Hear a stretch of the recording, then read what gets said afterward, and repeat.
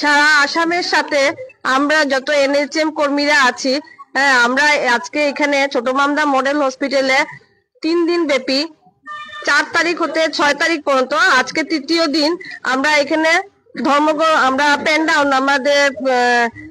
Down প্রোগ্রামটা চালিয়ে যাচ্ছি।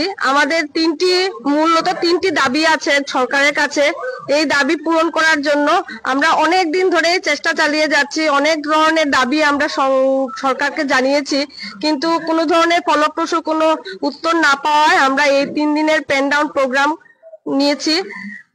আমাদের প্রথম দাবি হলো আমাদের যত এনএইচএম এর স্টাফ আছেন ওনাদের সবাই চাকরি রেগুলারাইজেশন করার জন্য। আজকে থেকে প্রায় 16-17 বছর হয়ে গেছে অনেক জন এনএইচএম এ কাজ করছেন, কিন্তু এখন পর্যন্ত রেগুলারাইজেশন করার কথা অনেকদিন ধরে দাবি জানানো হচ্ছে, কিন্তু সরকার সেই দিকে কোনো ধরনের চিন্তাই করছেন না। তো আমরা চাই আমাদের যত এনআরএইচএম এর স্টাফ আছে সবাইকে যাতে রেগুলারাইজেশনের যেগুলা ভ্যাকেন্সি আছে পোস্টগুলা সেখানে নিযুক্তি দেওয়া হোক। তাছাড়া স্পেশাল রিক্রুটমেন্টের মাধ্যমে সবাইকে নতুন পোস্ট ক্রিয়েট করে সবাইকে অ্যাবজর্ব করা হোক। আমাদের দ্বিতীয় দাবি হলো আমাদের সর্বহারে সমবেতন দিতে হবে। অনেক রেগুলার স্টাফ আছেন যাদের সাথে একই ধরনের কাজ করে যাচ্ছেন আমাদের এনএইচএম স্টাফরা, কিন্তু বেতনের ব্যাপারে অনেকে হাফ বেতনই পাচ্ছেন। এনএইচএম এর স্টাফ সবাই রেগুলার স্টাফ চাইতে হাফ বেতনে কাজ করছেন।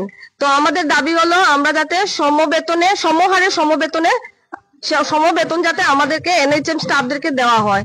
তৃতীয় দাবি যেটা হলো এটা হলো সপ্তম পে কমিশন যেভাবে রেগুলার স্টাফদের স্যালারি হাইক হয়েছে, সেই হিসাবে আমাদের সুপ্রিম কোর্টের একটা ভার্ডিক্ট ছিল যে আমাদের এনএইচএম স্টাফদেরকেও সেই হারে বেতন হাইক করা হবে।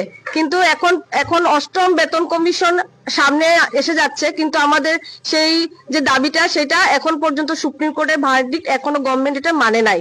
এই 3টে দাবি নিয়ে আমাদের এই 3 দিনের পেন ডাউন প্রোগ্রাম। সরকার যদি এই দাবি না মেনে নেন তাহলে আমাদের এই এই যে পেন ডাউন প্রোগ্রাম এটা আরো তীব্রতর হবে ভবিষ্যতে। আমরা এটাই আপনাদেরকে বলতে চাই।